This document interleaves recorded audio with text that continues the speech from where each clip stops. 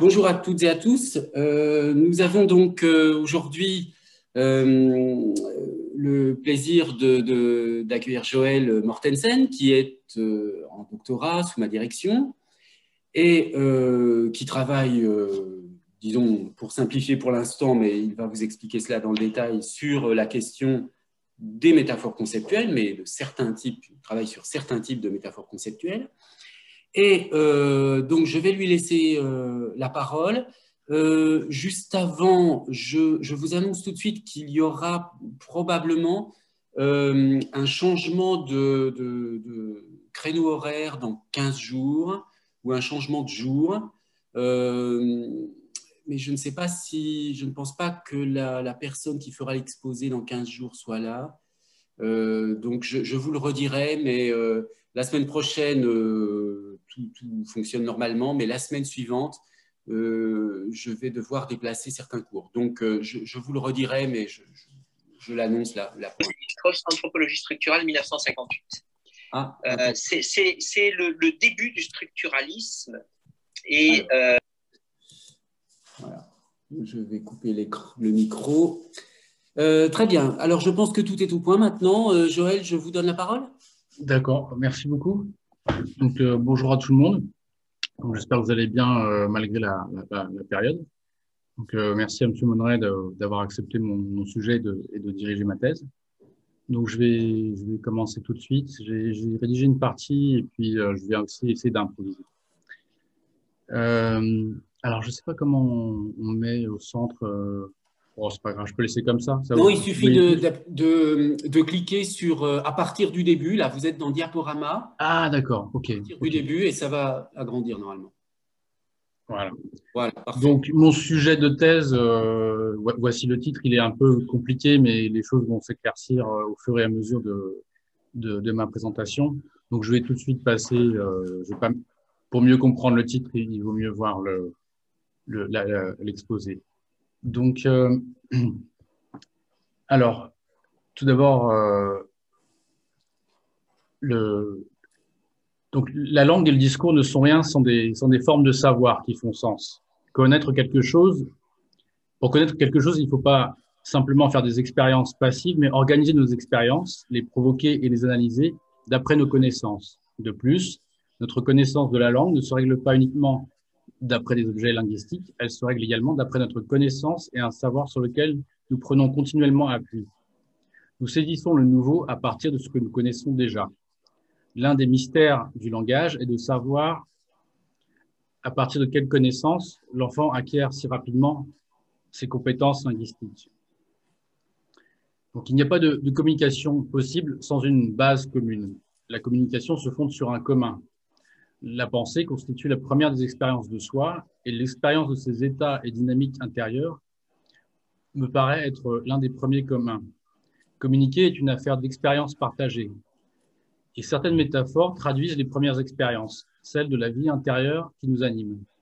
C'est à travers notre être que nous percevons le monde extérieur. À vrai dire, nous ne percevons jamais véritablement le monde extérieur, mais notre relation à ce monde extérieur.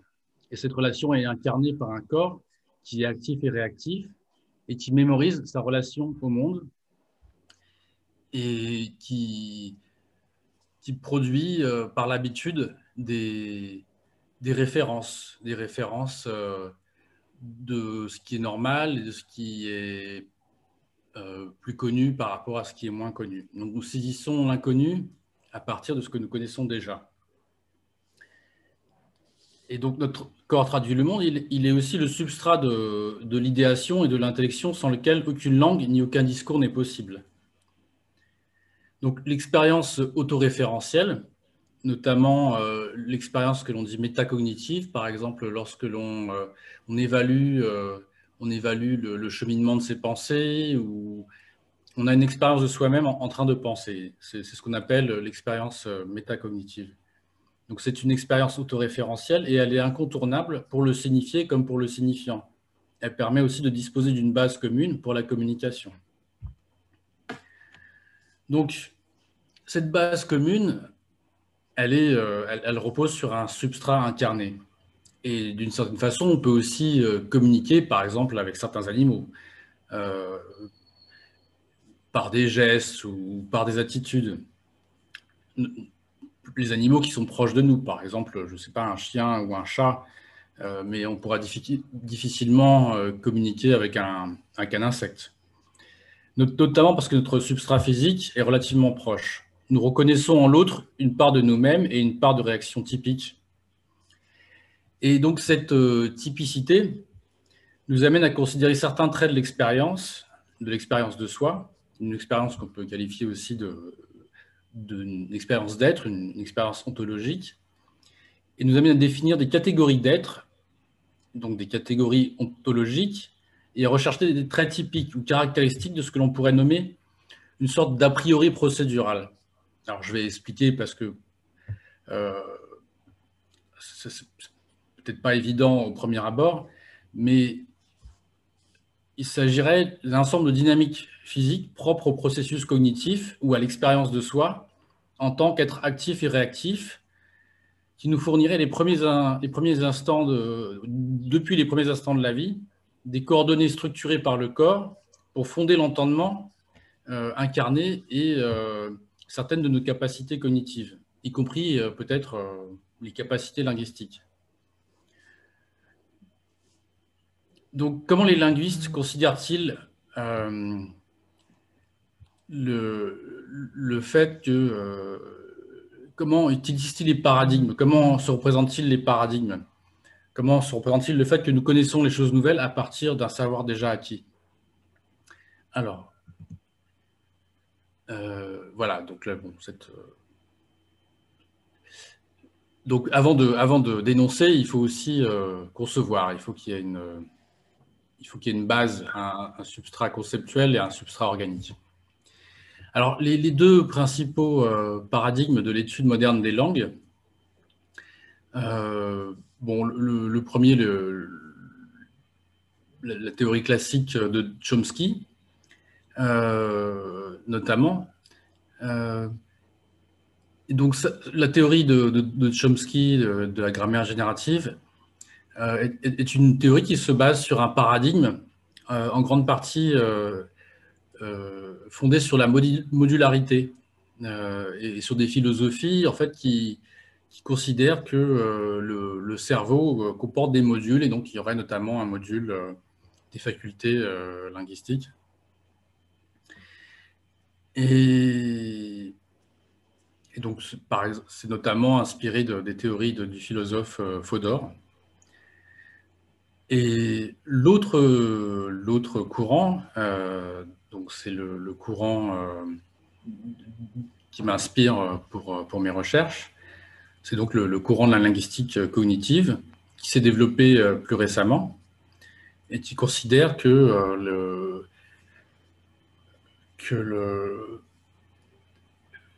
les principes linguistiques sont beaucoup plus généraux, qui reposent sur des principes cognitifs qui sont communs à d'autres, à différentes compétences cognitives.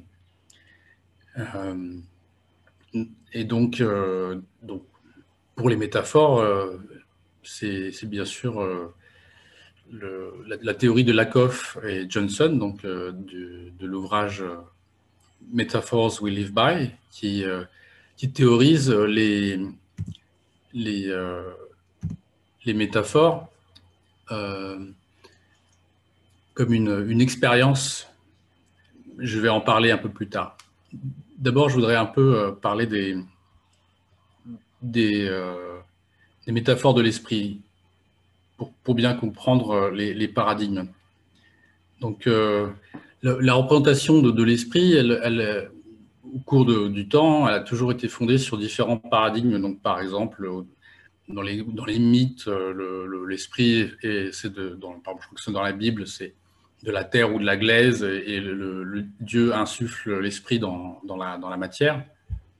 À l'époque des machines hydrauliques, on considérait que l'esprit était comme une machine hydraulique. Il y a eu la théorie des humeurs. Plus tard,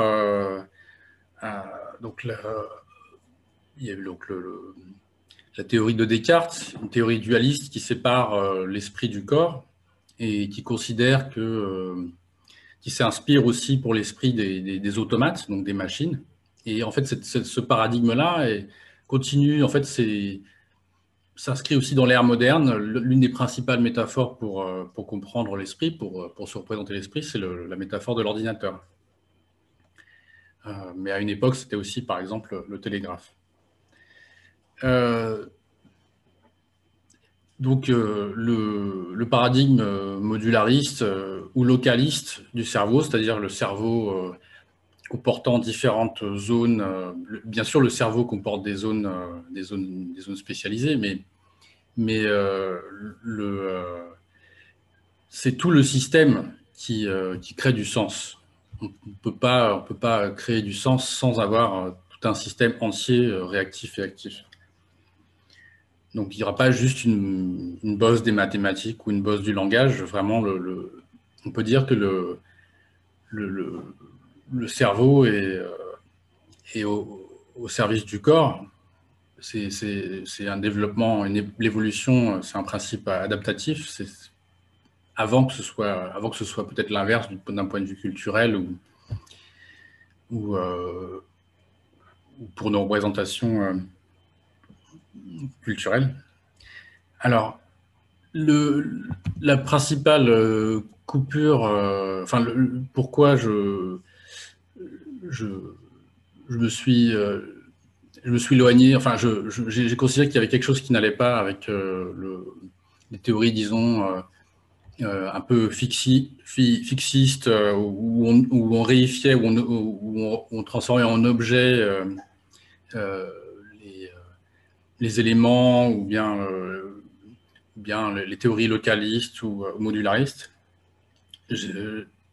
Le cas de la synesthésie, en fait, m'a amené à penser qu'il fallait que j'aille trouver des outils théoriques dans la linguistique cognitive.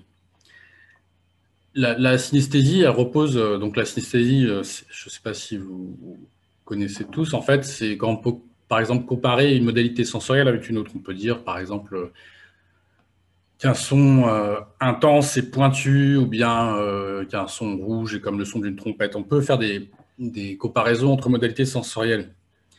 Ce qui veut dire aussi qu'il existe une expérience intermédiaire, plus générale, une expérience de l'effet d'un phénomène, d'une sensation.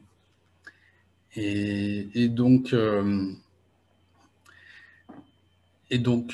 voilà, donc à l'époque, j'étais étudiant en poésie, et étudier la poésie et les métaphores avec les théories du cognitivisme, ou bien avec les théories qui décrivent la langue comme un système d'algorithmes, ça ne correspondait pas du tout. Il y avait quelque chose qui ne correspondait pas. Donc, les théories qui fondent en fait la conceptualisation sur l'expérience, telle que celle de Lakoff et Johnson, me semblait être la meilleure voie pour comprendre, en tout cas, par exemple, le phénomène de la synesthésie, ou pour comprendre l'effet de la poésie. Donc là, vous avez le fameux exemple que vous avez sans doute vu avec M. Monneret, avec on peut tout de suite distinguer Kiki et Booba, parce que l'un est pointu, l'autre a plutôt des formes rondes. Donc le son et le visuel dans ce cas-ci. Mais on peut aussi considérer que les différentes facultés ont aussi des propriétés. Par exemple, si j'évoque la raison, ou si j'évoque la fantaisie, la rêverie, par exemple, le rythme intérieur de la sensation, le sentiment métacognitif n'est pas le même. L'effort énergétique intérieur, le rythme, le tempo n'est pas le même. Si je vous dis où se trouve la raison et où se trouve la rêverie, intuitivement, vous direz plutôt que c'est des lignes droites pour la raison et ces lignes courbes pour la rêverie. Donc vous voyez, là j'ai pris un exemple où on voit toutes sortes de pensées qui sont représentées par une forme d'iconicité, c'est-à-dire on voit que l'une des bulles représente une tension, une autre une rêverie. Il y a une forme d'iconicité entre l'expérience que l'on a de sa propre pensée et des représentations. Donc ça, c'est quelque chose de très intéressant, que l'on retrouve aussi en traduction. Donc moi, je travaille comme traducteur. Donc j'ai un texte source, bon, en l'occurrence du danois ou de l'anglais. Je passe par une expérience qui n'est pas une expérience de la langue source. C'est une expérience d'un effet de sens que je dois retraduire. Donc j'amorce des signifiants et je les articule et je les compose en fonction de l'expérience pour pouvoir vraiment trouver la bonne nuance, le bon effet. Par exemple, si je traduis du marketing, il faut vraiment que le flow, l'impact soit précisément comme le texte source. Donc là, c'est vraiment l'expérience c'est un fond qui fait émerger une forme, comme dirait Ricoeur. Alors, maintenant, passons au niveau un peu théorique, pour pouvoir situer un peu la recherche. Donc, je vais vous parler des observables et des inobservables. Et donc, j'emprunte au linguiste Cuglioli cette représentation en 3 niveaux. Le niveau 1, l'activité processuelle inaccessible. Donc, il s'agit du niveau des opérations, donc qui est inobservable. Le niveau 2, celui des marqueurs, le niveau des observables représentant le niveau 1. Donc, il s'agit de marqueurs d'opération, de représentation. Et le niveau 3, donc les séquences textuelles équivalentes au niveau 2, des représentations de représentation. Donc, il s'agit d'un niveau observable, donc le niveau métalinguistique. Donc, je reprends parce que c'est vraiment important, donc le fait que nous saisissons le connu avec l'inconnu. Donc, on pourrait dire que le paradigme, c'est comme de la mémoire qui capte des éléments connus. Non, qui capte, pardon, les éléments inconnus, là j'ai fait une erreur, à partir d'éléments mieux connus, et constitue une base sur laquelle nous pouvons cerner plus ou moins nous pouvons cerner le moins connu, pardon, en faisant appel à nos connaissances.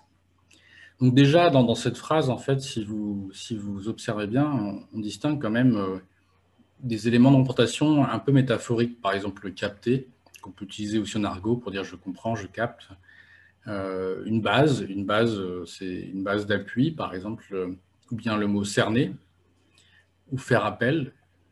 Tout ça, c'est des termes que l'on peut utiliser dans un contexte non abstrait. Ou simplement le mot saisir. Nous saisissons. Saisir, la saisie, c'est aussi une métaphore, c'est un geste.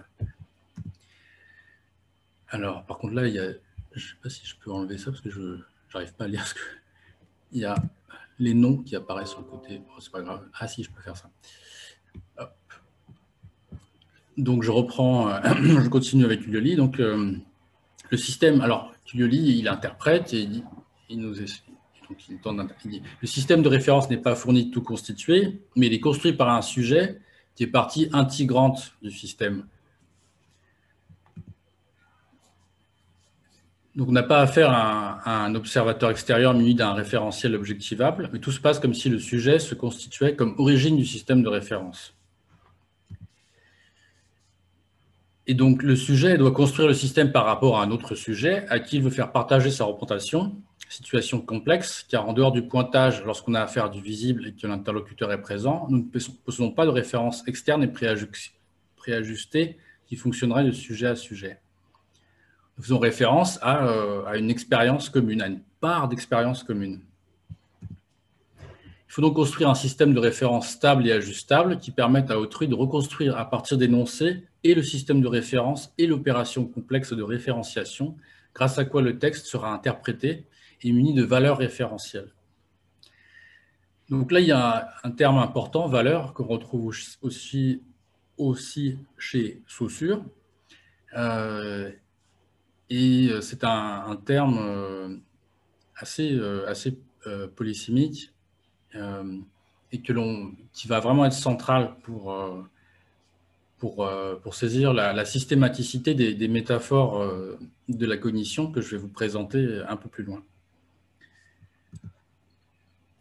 Mais toujours pour introduire un peu ces métaphores, je vous propose un petit extrait d'Umberto Eco, où il parle de la traduction. Il dit « La fidélité n'est pas la reprise du mot à mot, mais du monde à monde. Les mots ouvrent des mondes, et le traducteur doit ouvrir le même monde que celui que l'auteur a ouvert, fût-ce avec des mots différents. Les traducteurs ne sont pas des peseurs de mots, mais des peseurs d'âme. »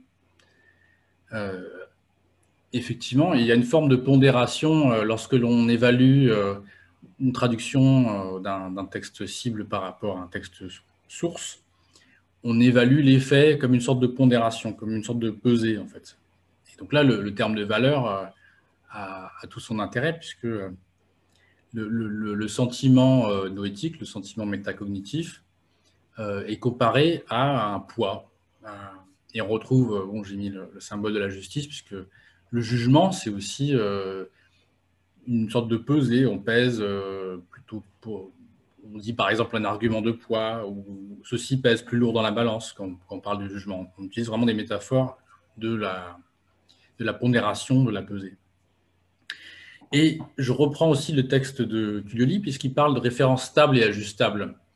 Lorsque l'on a l'impression qu'une idée s'est stabilisée, elle nous paraît pertinente. Donc il y a un rapport en fait entre l'impression, le sentiment de vérité ou ah, le texte s'est échappé là. Le sentiment que quelque chose tient debout ou quelque chose nous paraît juste, et le sentiment de stabilité. Donc vraiment, l'expérience joue aussi un rôle dans le sentiment même de la vérité ou de la base stable sur laquelle on peut s'appuyer pour amorcer, pour continuer à évoluer dans une réflexion, par exemple. Donc, bien évidemment, la référence, c'est Lakoff et Johnson pour les métaphores, avec donc, Metaphors We Live By, où ils insistent sur l'expérience, comme un primat de l'expérience, et donc ils distinguent l'expérimentalisme qui s'oppose à ce qu'ils appellent l'objectivisme et le subjectivisme. Alors, donc ils se demandent si nos pensées, si notre discours reflètent indépendamment la réalité, ou si nous créons et constituons la réalité par rapport à la façon dont nous pensons. Et donc, Lakoff et Johnson rejettent aussi bien l'objectivisme que le subjectivisme. Et donc, ils nomment ça des mythes, et ils proposent ce qu'ils appellent, eux, le mythe expérimentaliste, qui, pour eux, paraît plus adapté, par exemple, pour comprendre les métaphores. Donc, je ne vais pas trop m'attarder sur Lakoff et Johnson, parce que je pense que vous l'avez sans doute étudié. Mais ce sont vraiment les pères fondateurs de la linguistique cognitive, et ils considèrent que le système conceptuel est structuré de façon métaphorique.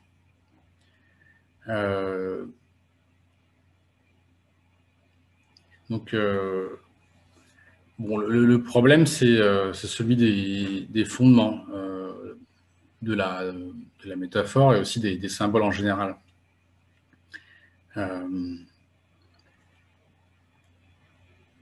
Ce qui s'appelle en philosophie le grounding problem. Parce qu'effectivement, une métaphore peut en amener à une autre, et on peut circuler indéfiniment parmi les métaphores. Ceci dit, il y a quand même certaines métaphores qui sont plus centrales. Et là, on peut reprendre aussi la théorie des prototypes, que vous connaissez sans doute en sémantique, avec les hyponymes et les hyperonymes, les prototypes. Donc, par exemple, un moineau est plus prototypique d'un oiseau qu'un pingouin. Et cette idée, on la retrouve aussi chez Tullio, qui développe quelque part, si je m'en souviens bien, il parle d'avancer dans la notion. Et il considère, par exemple, qu'on peut dire, je ne sais pas si on dit true lady ou un véritable gentleman, il y aura différents degrés de gentleman. Et donc, il y aura une sorte de centralité et donc un écart par rapport à une centralité. Et donc, Lakoff a également fait une sorte il a une sorte de manifeste, on pourrait dire, où il s'engage pour la linguistique cognitive. Donc, il s'engage à caractériser à déterminer des principes généraux qui seraient responsables de tous les aspects du langage humain. Donc, c'est le principe, c'est l'engagement de généralisation. Il y a l'engagement cognitif. Donc, il s'engage à fournir une caractérisation des principes généraux du langage qui s'accordent avec ce qui est connu, avec ce qu'on connaît du cerveau et de l'esprit, en s'inspirant des autres disciplines. Et donc, l'engagement de généralisation, de trouver des principes structurants communs qui sont partagés par différents aspects du langage.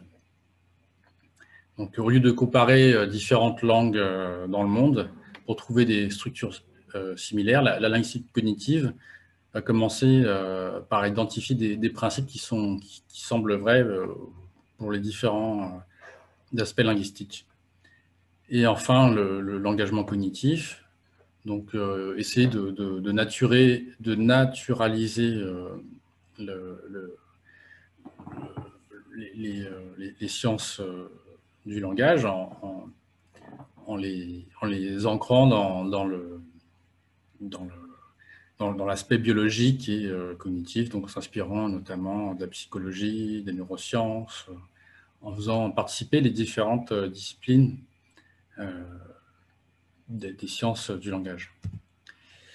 Donc, ce que l'on peut retenir jusqu'à présent, c'est que la généralisation, en tout cas pour ce principe de généralisation, c'est que l'expérience paraît être un pivot commun assez intéressant. Donc, on l'a vu notamment pour la synesthésie, pour l'exemple de la traduction. Et donc, on va continuer à explorer cette piste. Alors, si l'expérience est un pivot commun, c'est aussi l'expérience, elle est holistique, c'est-à-dire elle n'est pas particulière. On perçoit un système réactif, donc notre système organique. Alors, quelles sont les métaphores conceptuelles de l'activité cognitive et qu'est-ce qu'elles pourraient éventuellement révéler des propriétés systémiques? Et peuvent-elles éclairer certains aspects systémiques, donc de l'onomasiologie, de la sémiotique et de la sémantique? Alors, pour essayer de bien fonder, pour bien distinguer certains aspects, une différence importante peut être celle entre noèse et noème. Alors, noèse et noème, ce sont des concepts d'un philosophe, alors je crois qu'il est allemand, si je ne dis pas de bêtises, un philosophe qui a développé, un phénoménologue, et donc il distingue la noèse, qui est donc, on pourrait dire, le comment de l'activité cognitive, et les noèmes qui serait plutôt qui est le contenu de la pensée, l'objet de la pensée. Donc, si je pense à quelque chose, l'objet de ma pensée, c'est le noème, et la façon dont je vais penser à cet objet, c'est la noèse. Donc, d'où l'adjectif noétique pour métaphore conceptuelle noétique. Donc, les métaphores du comment procédural de la pensée. Alors, constatons déjà que le noème et la noèse possèdent des propriétés différentes. Donc, l'objet considéré possède ses propres propriétés. Par exemple, un stylo, il va avoir des propriétés particulières, tandis que le processus de pensée que je vais avoir, il aura également des propriétés. Donc, c'est deux expériences. Et donc aussi, ce qui me semble intéressant, c'est que le fait de pouvoir distinguer par des mots noès et noème, ça aide aussi à penser. Donc les mots vraiment nous aident, nous permettent de fixer une expérience de pensée. Donc là, je reprends cette idée pour la traduction. Donc la pesée, l'évaluation noétique, un sentiment de justesse. Donc la noèse serait le comment interface et le noème le quoi. Et donc, bon, je ne vais pas m'éterniser là-dessus. Alors, alors, donc, pour vraiment rentrer dans le vif du sujet des métaphores conceptuelles noétiques, donc il est donc bien important de saisir cette idée que l'idéation, l'intellection précède le discours. Et c'est justement ce que nous dit Nicolas Boileau dans ce petit extrait de son art poétique. Il dit « Il y a certains esprits dont les sombres pensées sont d'un nuage épais toujours embarrassés. Le jour de la raison ne saurait les percer. Avant donc que d'écrire, apprenez à penser, selon que notre idée est plus ou moins obscure. L'expression la suit ou moins nette ou plus pure. Ce que l'on conçoit bien s'énonce clairement, et les mots pour le dire arrivent aisément. » Alors, les deux derniers vers sont très intéressants, car vraiment, il indique que c'est vraiment la conceptualisation, enfin la façon dont la pensée va se structurer, qui va nous permettre aussi d'avoir accès au lexique, d'avoir accès à nos capacités linguistiques. Si nous sommes en état d'ébriété ou si le système ne fonctionne pas très bien, on ne parle pas de la même façon.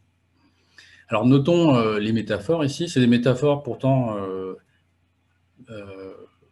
voilà, c'est un discours finalement abstrait, mais on se rend compte vraiment à travers ces métaphores qu'il y a une part de sensorialité. Par exemple, sombre, c'est de l'ordre de la vue, nuage épais, l'épaisseur, percée, obscurité, netteté, pureté, même clairement, le mot clairement. Donc on a affaire à des métaphores, donc de la lumière, bon, là c'est plutôt des métaphores visuelles. Donc on a également là l'idée d'un fond noétique qui fait émerger donc un noème, un concept. Donc voilà, concevoir bien et énoncer clairement. Alors maintenant revenons à la linguistique. Alors quelles sont les métaphores conceptuelles utilisées en linguistique? Alors Langacker, dans un article Metaphor in Linguistic Thought and Theory, on a relevé quelques-unes. Donc, par exemple, là, c'est en anglais. J'espère que vous comprenez un petit peu l'anglais. Donc, le mouvement, donc le cheminement, la source, la cible, enfin, l'arrivée à une destination, l'ascension, la force aussi, donc le contrôle, l'acquisition, binding, donc la façon dont on va relier les choses, mais aussi des termes comme des relations de famille. Donc on va dire que telle idée sera les rapprochements. Là, je n'ai pas vraiment d'idée en français pour les métaphores liées à la famille, mais oui, il y a la théorie de la ressemblance de famille pour les catégories, notamment donc les catégories théorisées par Wittgenstein. Après, donc, il y a les plantes, les arbres, les arborescences syntaxiques, avec les branches, les racines, etc. Donc, il y a beaucoup de métaphores spatiales, et donc l'espace et le mouvement, qui sont vraiment présentes dans les métaphores conceptuelles utilisées en linguistique. Et c'est également, elles rejoignent totalement les métaphores conceptuelles donc noétiques, comme je vais vous montrer un peu plus loin. Alors, est-ce que la systématicité des réseaux de métaphores conceptuelles noétiques pourrait éventuellement être à l'image de propriétés systémiques et donc nous permettre de mieux comprendre les systèmes sous-jacents aux phénomènes linguistiques, mais aussi peut-être à d'autres phénomènes cognitifs. Alors, pour les aspects opérationnels, déjà, nous avons vu les métaphores de la saisie, la métaphore de la stabilité, de l'équilibre et de la pondération, et les métaphores conceptuelles de l'intensité et de la lumière.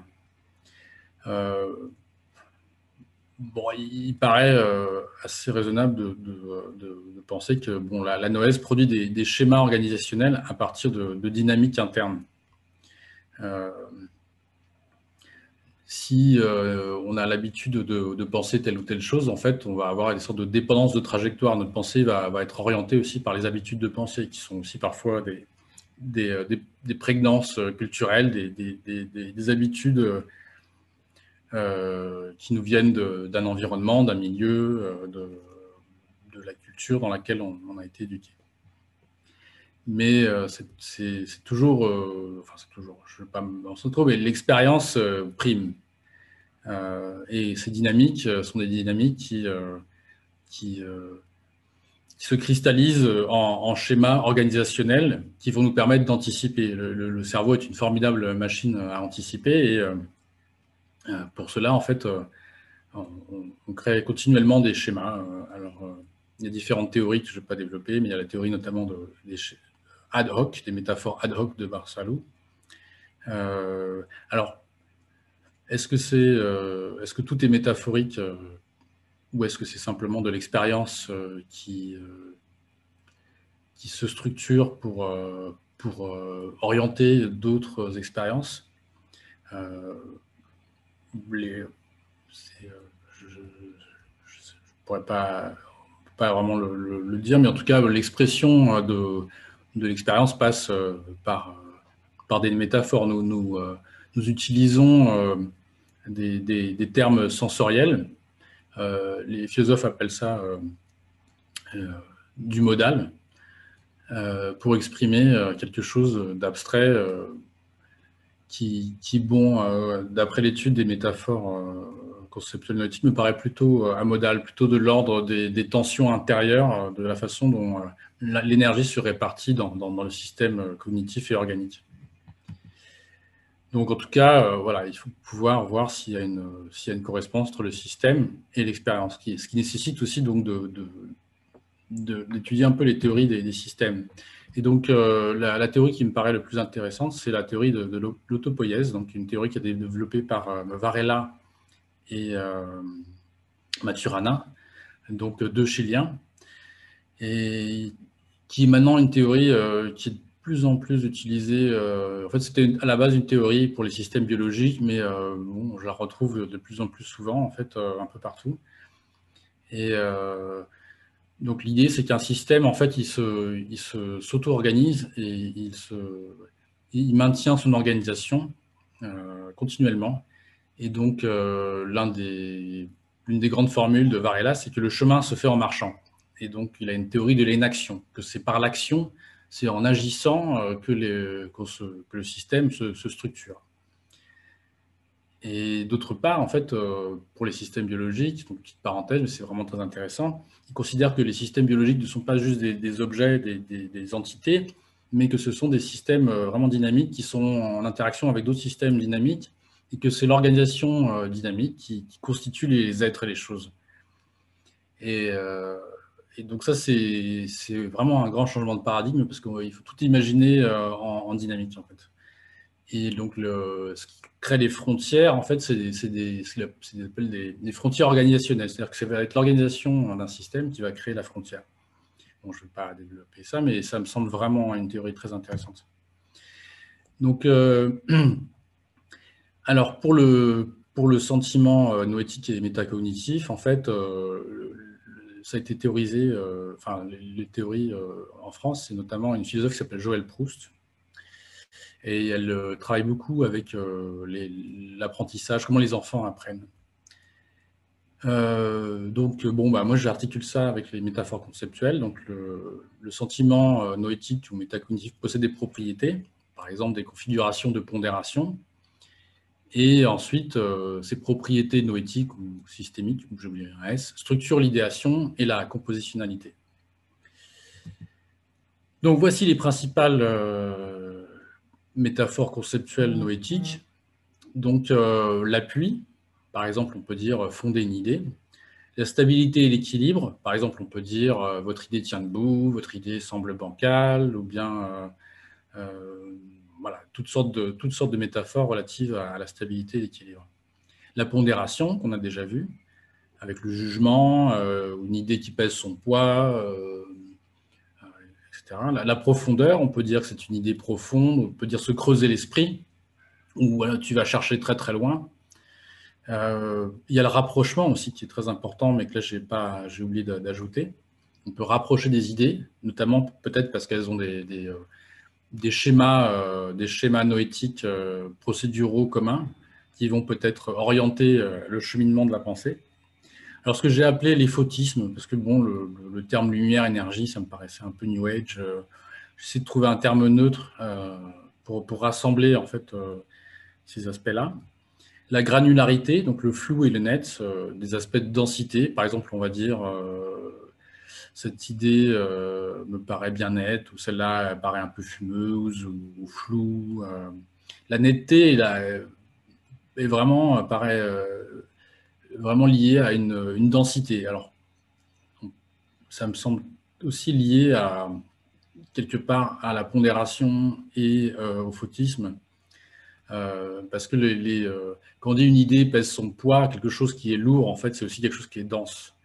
Donc, c'est sûrement, enfin, c'est probablement peut-être la façon dont l'énergie se répartit dans le système, qui est différentes concentrations d'énergie, même le mot concentration pour se concentrer, qui permet en fait d'avoir des métaphores de la granularité. Par exemple, si on relâche notre attention, si on n'est pas très concentré, notre pensée flotte un petit peu, alors que si vraiment on se concentre précisément, on a plus cette impression de netteté.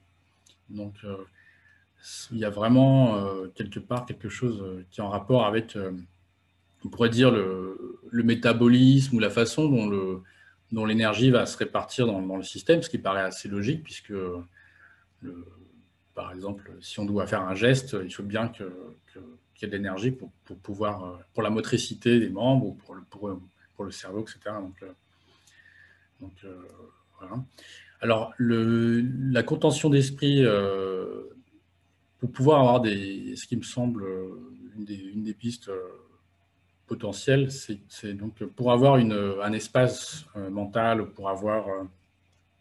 pour cerner quelque chose, on cerne une idée, justement, on se concentre. Donc, c'est comme s'il y avait une forme de densité qui va cerner une trajectoire potentielle. Donc, moi, j'ai utilisé d'autres termes de théorie des systèmes qui s'appelle dépense de trajectoire. Je trouve que ça correspondait assez bien à ça. Donc, à la contention d'esprit, qui est un terme qu'on utilise, bon, on ne l'utilise pas beaucoup, mais on le trouve dans le dictionnaire. Et qui est d'ailleurs donc une métaphore. Alors, il me reste un peu. Donc, voilà, on peut faire des associations, on peut trouver une forme de systématicité, donc par exemple l'énergie et la densité, ce que j'ai appelé les photismes et la pondération. Du coup, on a envie de commencer à théoriser quand on arrive à voir qu'il y a une forme de systématicité. Donc, après, mais je me demande s'il n'y a pas une forme d'attraction. Alors, moi, j'ai appelé paronoétique. C'est-à-dire que, par exemple, une idée, si on a du mal à penser quelque chose, on peut traduire ça comme ça demande plus d'efforts. C'est comme si les choses bien acquises, bien mémorisées, bien connues, étaient au fond d'un creux, une sorte de creux de pondération, on va dire. Et donc, la dynamique de l'effort intellectuel, si on est face à quelque chose d'inconnu, en fait, on mobilise beaucoup d'énergie. Et donc, c'est comme si cette petite boule, en fait, devait remonter. Ça représente l'effort que l'on doit faire, que l'on doit fournir. Et donc, peut-être que on peut utiliser un terme qui est utilisé dans la théorie des systèmes qui s'appelle les attracteurs. Donc, bon, je n'ai pas le temps de développer, mais par exemple, les enfants, très jeunes, ils peuvent apprendre toutes les langues. Par contre, après un certain âge, ils ont un accent. Donc, c'est comme si il y avait des zones qui attiraient les capacités phonologiques ou bien l'oreille. Le système s'est petit à petit morcelé en zones on va dire de pondération. Certaines choses ont plus de poids, ça va orienter, il va y avoir des dépendances de trajectoire. On a aussi ça chez les catégories chez les enfants, où les enfants vont comparer, par exemple, ils vont appeler, je sais pas moi, c'est un peu comme le prototype en fait. Ils vont sortir un mot pour un quadrupède, ils vont dire qu'ils connaissent bien le chien, donc ils vont dire un chien pour les quadrupèdes qui découvrent le cheval ou le chat. Donc il y a une sorte de forme d'attraction aussi, du moins en tout cas vers le lexique. Après, on a aussi les lapsus où il y a aussi une forme d'attraction, c'est-à-dire qu'on se trompe et on va dire autre chose que ce qu'on voulait. Donc, il y a comme certaines tensions intérieures qui saisissent en fait l'émergence du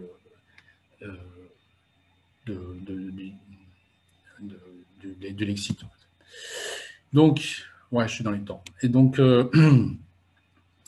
voilà, en fait, bon, il me semble que on peut parler d'a priori pour l'énergie organique, celle du métabolisme interne, qui peut-être joue un rôle dans le sentiment noétique. Donc il y a une sorte de tensions intérieures qui vont peut-être créer des contentions, qui vont créer des dépendances de trajectoire. Donc là, on ne peut pas vraiment parler d'a priori totalement, puisque ça se construit au fur et à mesure de notre cheminement. Donc ce que Varela appelle l'énaction, donc le chemin se fait en marchant, mais c'est on peut utiliser peut-être le terme de tensivité. Donc il y a notamment des chercheurs en sémiotique qui ont développé des théories qui s'appellent la sémiotique tensive. C'est assez complexe, mais en fait, il y a des choses qui me paraissent assez justes. Par exemple, ils vont parler de survenir et de parvenir. Donc, on a un cheminement de pensée, quelque chose qui est plus lent. Il y a un tempo plus lent lorsque la pensée travaille au fond. Et c'est le parvenir. Et donc, le survenir, le tempo est plus rapide. On connaît tout de suite, ça arrive tout de suite. La sémiotique tensive. Alors, plutôt que de parler de dynamique quand on est dans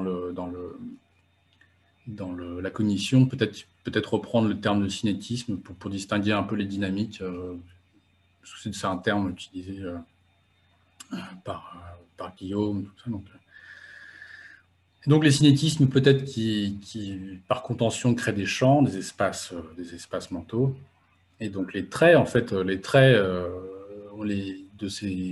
ces cinétismes, donc de ces dynamiques intérieures, qui sont donc des inobservables, on peut seulement se les représenter en ajoutant en fait du sensoriel, en essayant de trouver quelque chose. On utilise un fond du sentiment intérieur, donc de l'effet général, et on va essayer de trouver quelque chose d'équivalent dans notre espace, dans l'environnement, pour pouvoir communiquer ce que l'on ressent intérieurement. On va dire, ah oui, là, cette idée me paraît plus claire. Donc, où on va dire... et ce qui semble aussi intéressant, c'est que peut-être que certains grands systèmes symboliques se fondent sur bon, alors j'ai appelé ça psychomorphisme, c'est peut-être pas le terme, on pourrait peut-être appeler ça noéticomorphisme, je sais pas, mais une sorte de l'information structurée interne qui est assez première en fait dans notre comme catégorie d'être, comme expérience ontologique, et qui se retrouve dans certains symboles privilégiés, par exemple. Donc, en alchimie, le symbole alchimique, si vous pensez, par exemple, une pensée bien consciente et lumineuse, solide, dense, l'or, c'est une métaphore qui est assez qui synthétise beaucoup de choses. Et donc, peut-être que justement, donc, on retrouve l'idée de prototype avec des synthèses. Donc, voilà. Voilà. Donc, là, je crois que j'en suis à mes dernières. Ouais, je suis dans les temps. Donc, pour reprendre un petit peu ce que j'ai dit jusqu'à présent, donc la méthodologie.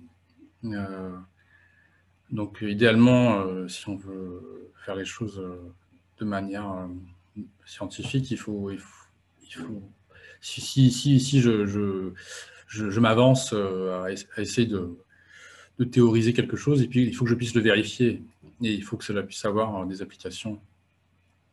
Et donc, bon, bah là, je vais quand même avancer. Et donc, je pense qu'une partie de ces métaphores conceptuelles noétiques, elles sont à l'image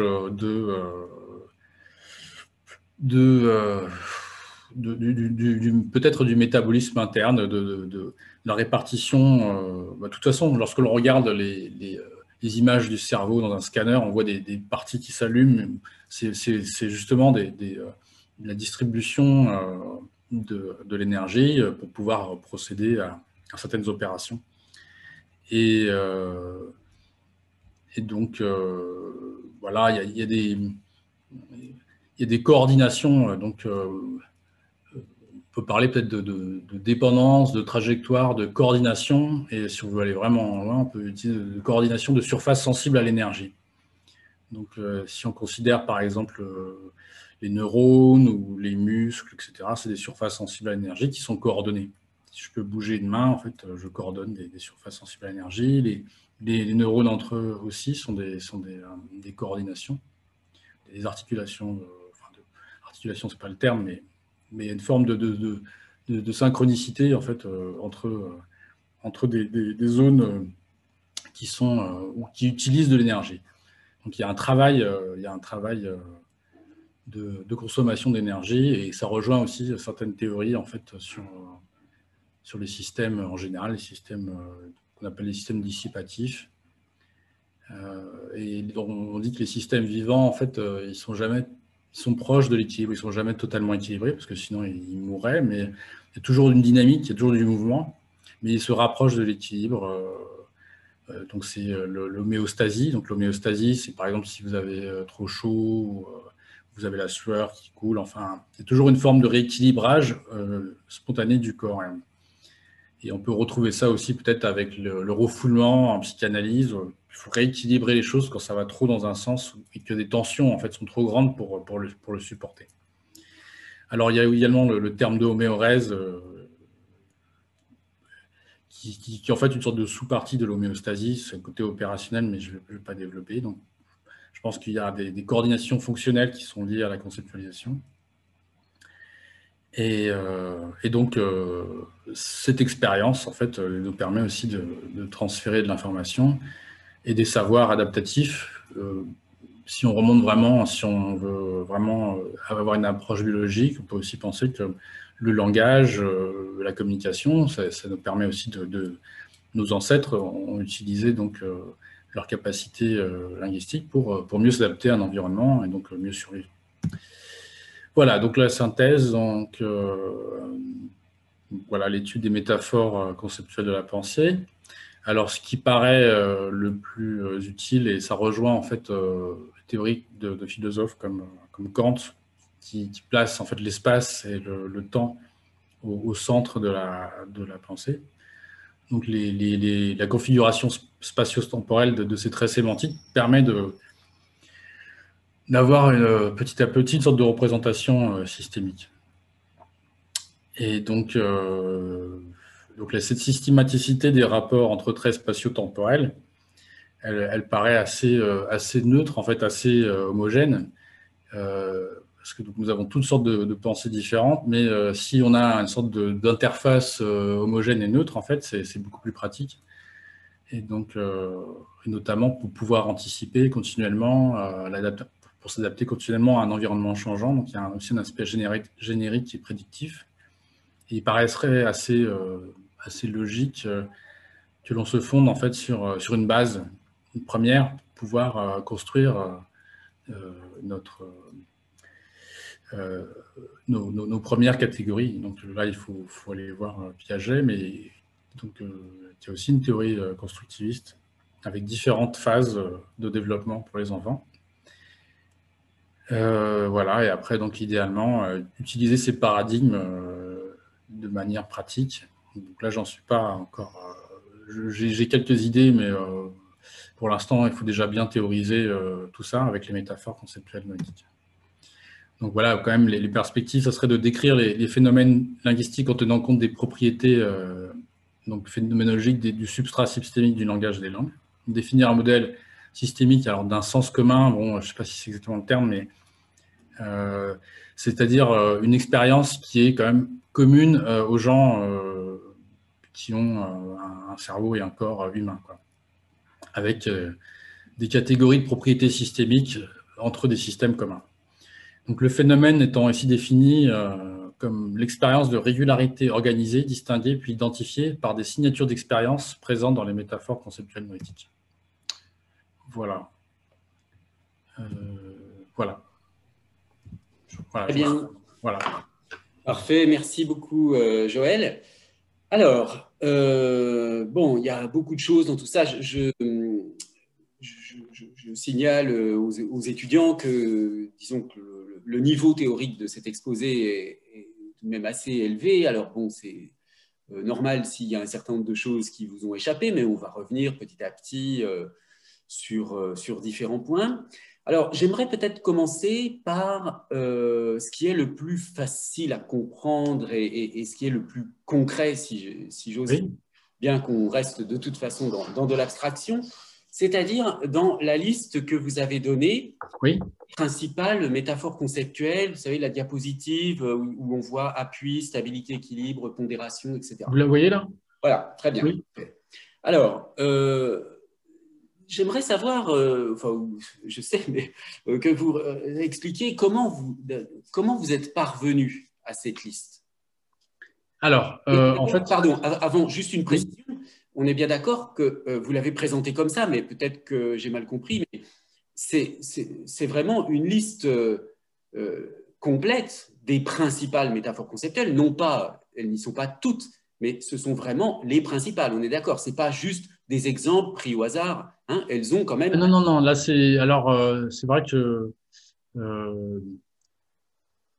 en fait, pour chaque grande catégorie, il y a d'innombrables exemples Oui.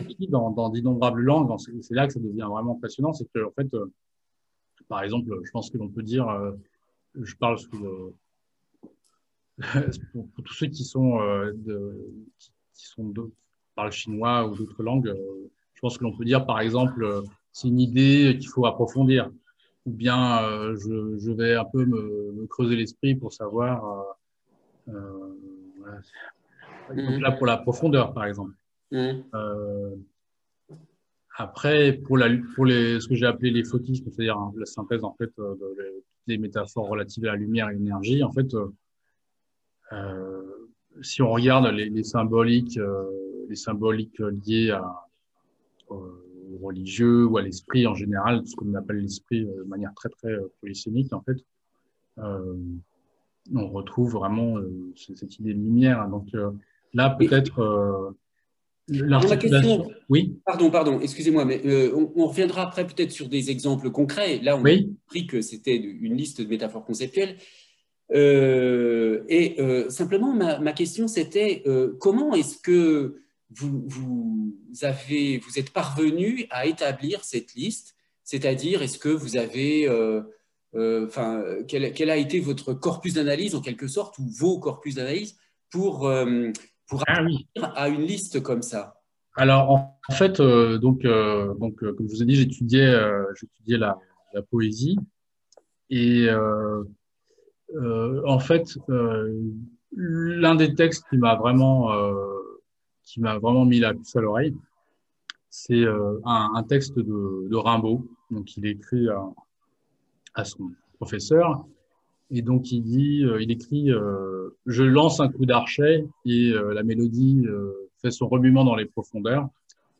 Et l'idée vient comme un bond sur la scène, je ne sais plus exactement. Et donc, bon, j'étais en train d'étudier cette idée d'expérience, et là, il y avait vraiment cette idée de profondeur, par exemple. Le coup d'archet, ça rejoignait cette impression qu'il y avait une sorte de tension intérieure. Donc là, la tension, par exemple, je pense à quelque chose, donc je produis un effort intellectuel, une sorte de tension en moi. Bah, cette tension va avoir un retentissement. Donc là, déjà, le retentissement, il y a une idée de diffusion, une idée de profondeur. Et après, donc, il va y avoir une sorte ça va faire émerger quelque chose. Et donc, là, la émergence, d'ailleurs, l'émergence est centrale ici. Je l'ai pas ajouté, mais donc, il y a l'idée qu'un fond crée aussi fait émerger une forme. Donc, et donc, bon, Rimbaud, c'est aussi le poète les poèmes, les illuminations. Les illuminations, intuitivement aussi, c'est bon, là, on a des idées qui nous viennent.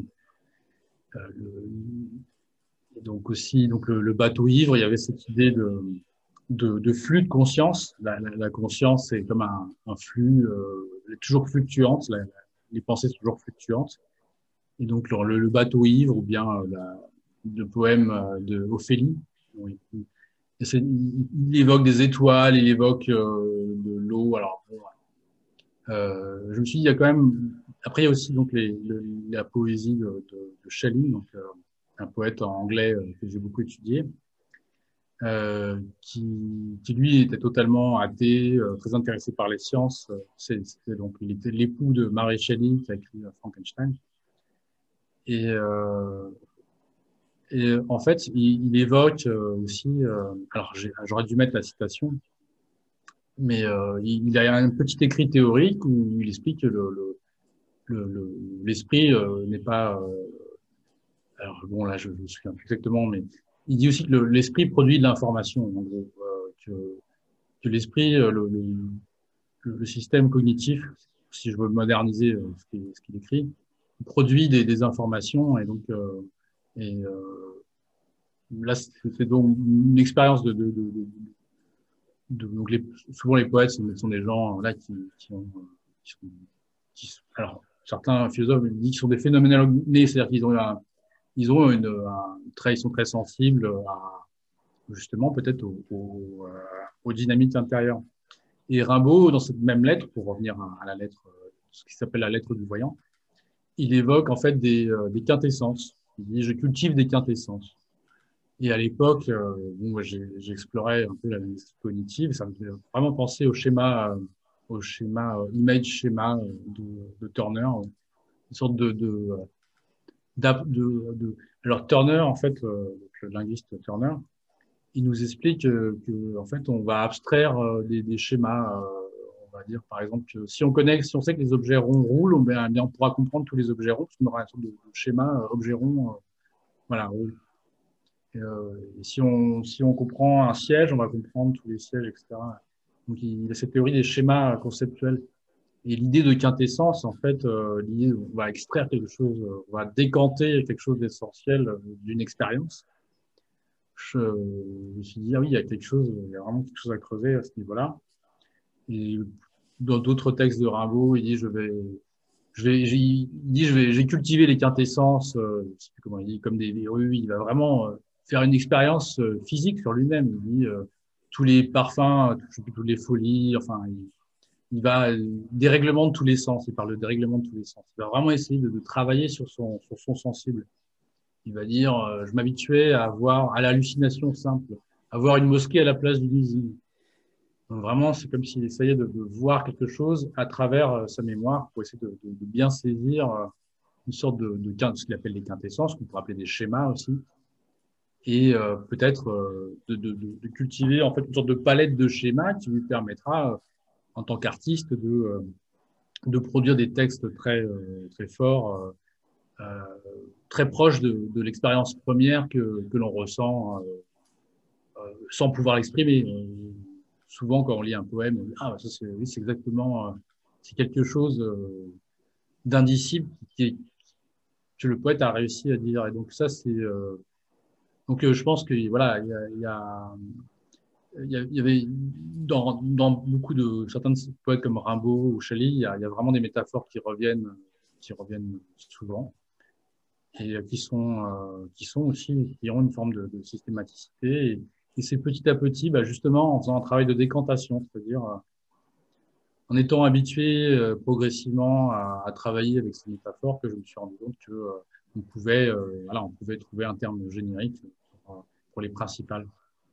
Et, D'accord, donc c'est d'une manière, disons, empirique, petit à petit, sans voilà. avoir un ou des corpus explorés à fond de manière complètement systématique. C'est une espèce de moissonnage, si on veut, comme ça, qui vous a amené à cette liste. Oui, alors après, donc, bah, à partir du moment où on émet l'hypothèse que, par exemple, différentes facultés ont des propriétés, il faut pouvoir vérifier ça. Et donc, après, donc, on prend un dictionnaire des synonymes et on vérifie. Et effectivement, il y a- pour les métaphores que l'on utilise pour distinguer, en fait, mais c'est ça. Après, ça paraît évident. Enfin, ça paraît évident. Moi, ça me semble évident, mais on distingue quand même, par exemple, l'imagination du jugement ou de la raison. On arrive à distinguer, c'est fait que quelque part, on arrive à saisir une expérience qui est différente. On arrive à nommer des choses qui sont des inobservables. Et si on regarde bien les métaphores propres à ces différentes facultés, on se rend compte qu'il y a des champs sémantiques, il y a des réseaux de métaphores. Et donc, bon, bah, là, il y a juste à... oui. Ah, d'accord. Simplement, je posais cette question, comme je le fais souvent dans ces séances, pour essayer de donner des sortes comment dire, de conseils ou de pistes du point de vue méthodologique. Oui. En général, parce que là, si on arrive à montrer que on a comme ça une dizaine de métaphores conceptuelles noétiques fondamentales, c'est évidemment extrêmement puissant comme conclusion. Donc, pour arriver à ça, moi je comprends. J'ai utilisé des outils aussi. J'ai utilisé des outils. Oui, voilà. Donc, en fait, ce que je veux dire simplement, c'est que dans la thèse, il faut bien expliquer quels sont tout ce que vous avez utilisé, quels sont tous les moyens que vous avez utilisés pour aboutir à cette liste. Mais à la limite, même, admettons qu'elle ait été faite plus ou moins intuitivement à partir de lectures, etc. Pourquoi pas, hein? Simplement, Oui. dans ce cas-là, si je dis ça pas spécialement pour vous, hein, Joël, mais de manière générale, si on établit comme ça une liste d'une manière, disons, avec une faible systématicité, Oui. on peut la vérifier a posteriori. C'est-à-dire qu'une fois qu'on dispose de cette liste de métaphores conceptuelles, on peut travailler sur des corpus pour vérifier si on les retrouve partout, s'il y en a d'autres, etc. etc. Bon. Est-ce qu'on peut, maintenant, vous avez donné quelques exemples pour chacune. Oui. Alors, est-ce qu'on peut en avoir, par exemple, pour l'appui, fonder une idée, la base de mon raisonnement, etc. Alors, vous avez dit, c'était une bonne question, comme on a un certain nombre d'étudiantes et d'étudiants chinois ici, ce serait Oui.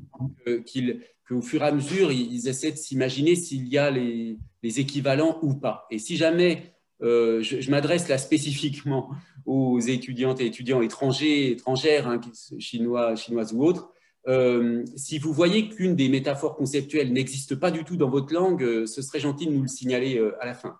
Donc, l'appui, c'est très clair, la base de mon raisonnement, fonder une idée, etc.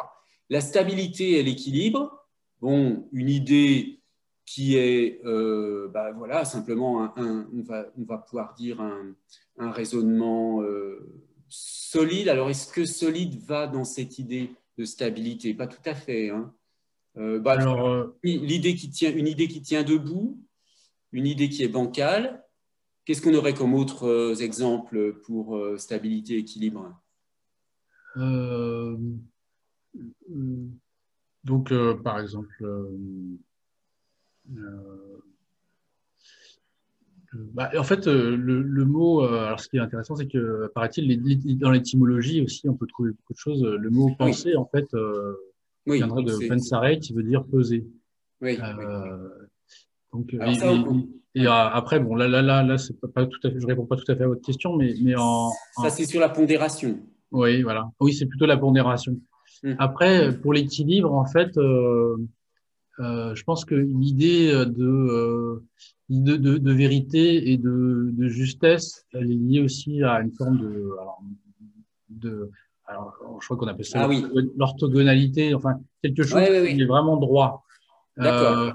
Si on dit que quelque chose, alors bon là, je suis désolé, j'arrête.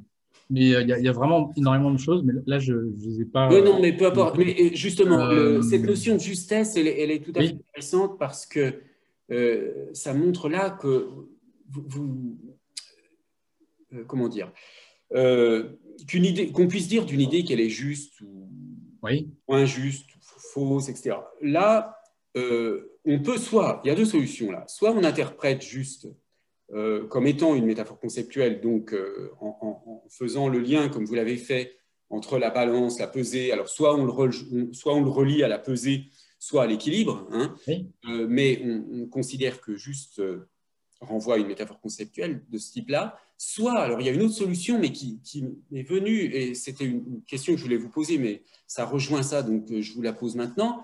Y a quelque chose qui m'a sauté aux yeux et qui manque un peu dans cette liste. Oui, Parce qu'on dit qu'une idée est bonne ou mauvaise. Donc, qu'il y a donc une sorte de jugement moral oui, un peu fondamentale et qui ne correspond pas spécialement. Alors si, là du coup, ça, bon, mauvais, ce sont des métaphores conceptuelles à partir de la sensorialité gustative. On peut considérer qu'effectivement, c'est bon ou mauvais.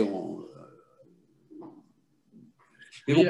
En fait, pour, euh, pour cet aspect-là, en fait, je me suis dit que peut-être il y a un terme intéressant qui est développé par. Enfin, c'est un terme utilisé pour l'adaptation. C'est le principe d'intégrité de l'être, en fait. Donc, ça, on appelle ça le conatus. Je crois, un philosophe, Spinoza. oui, oui, c'est ce qui. Et en fait, si par exemple la nourriture, on peut imaginer peut-être que nos ancêtres, une nourriture mauvaise, c'était pas bon pour l'intégrité, leur intégrité physique. De la même façon, peut-être que une idée mauvaise va va menacer l'intégrité du sujet sensible et pensant, ou Oui, bien donc cette idée en fait d'intégrité, en fait, elle dépasse même l'individu, puisque on peut imaginer que l'individu c'est un système, mais il est aussi il est dans d'autres systèmes et en fait, j'ai quand même l'impression, pour revenir à cette idée d'équilibre, que donc si nous, pour préserver notre identité, on ne doit pas complètement faire n'importe quoi, non pas manger n'importe quoi, ou on doit préserver notre conatus, on va dire. Et c'est également vrai dans les systèmes par exemple, dans une société, si tout est déséquilibré, il va y avoir des crises, il va y avoir des problèmes. Et donc, en fait, on se rend compte qu'il y a vraiment quelque chose de systémique. Et c'est pour ça aussi que je me suis dit, bon, bah, je vais essayer de voir quand même si on peut pas trouver quelque chose dans les théories systémiques. Alors, heureusement, maintenant, il y a des choses abordables, parce qu'il y a encore quelques années, c'était des modèles mathématiques. Or, maintenant, c'est de plus en plus, ils essayent quand même de populariser leurs modèles. Et donc, notamment, donc je vous en avais parlé, je crois, l'année dernière. Il y a une université aux États-Unis qui s'appelle l'Université de Santa Fe, qui est spécialisée dans les systèmes. Alors, Et de plus en plus, en fait, ils donnent des documents qui permettent de... Alors, c'est intéressant parce que ça rejoint aussi les métaphores, c'est-à-dire que les théoriciens des systèmes, ils vont comparer, je sais pas moi, un banc de poissons avec une nuée d'oiseaux. Ils vont déterminer certains principes. Et une fois qu'ils ont modélisé ce principe, ils vont voir s'il ne s'applique pas dans d'autres domaines. Et en fait, bon, au début, c'est peut-être des mathématiques, mais en fait, maintenant, on pourrait presque considérer que c'est une forme de métaphysique. Et il y a aussi quand même une part de métaphore. Mais l'interface, ça reste quand même notre cognition. Finalement, si on interprète un système, c'est quand même à partir de nous-mêmes. On est le. Oui.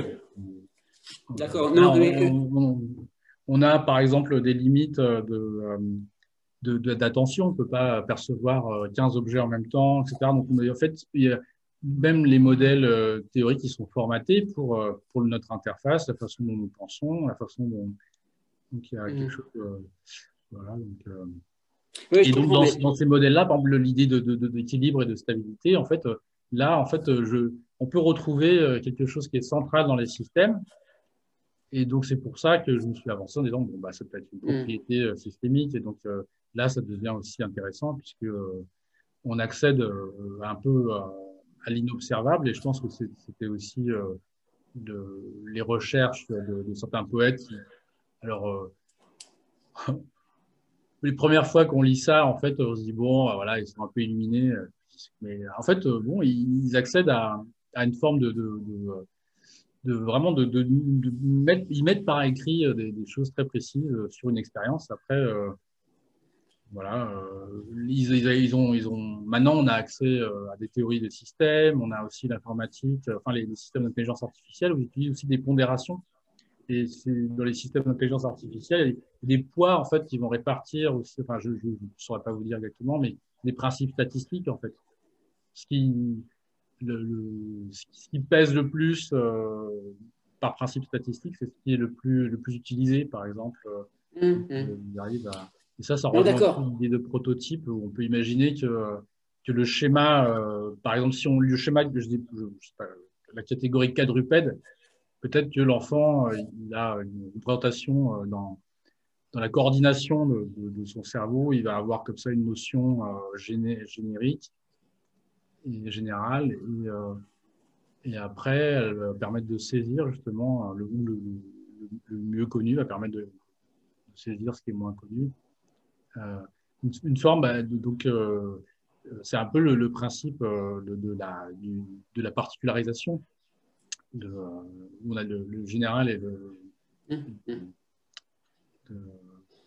Oui, oui, d'accord. Non, mais je reviens sur la question que je posais parce que ça rejoint un peu la question des métaphores de base, des métaphores primaires, etc., oui, oui. sur laquelle je reviendrai. C'est que, est-ce que vous avez un argument pour éliminer parmi les sources des métaphores noétiques primaires Oui.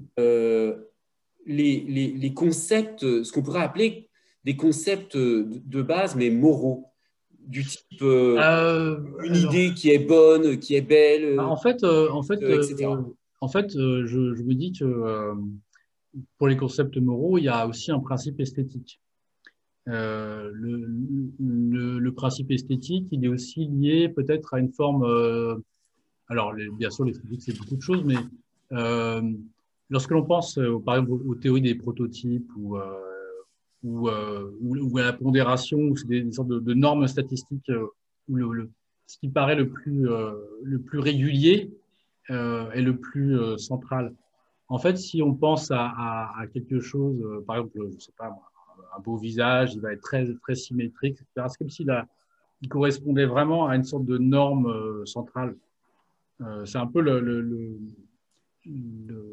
l'avancée dans la notion de Turing, où il y a une sorte de schéma statistiquement le plus net, on va dire. Et puis après, il y a un écart par rapport à cette idéalité.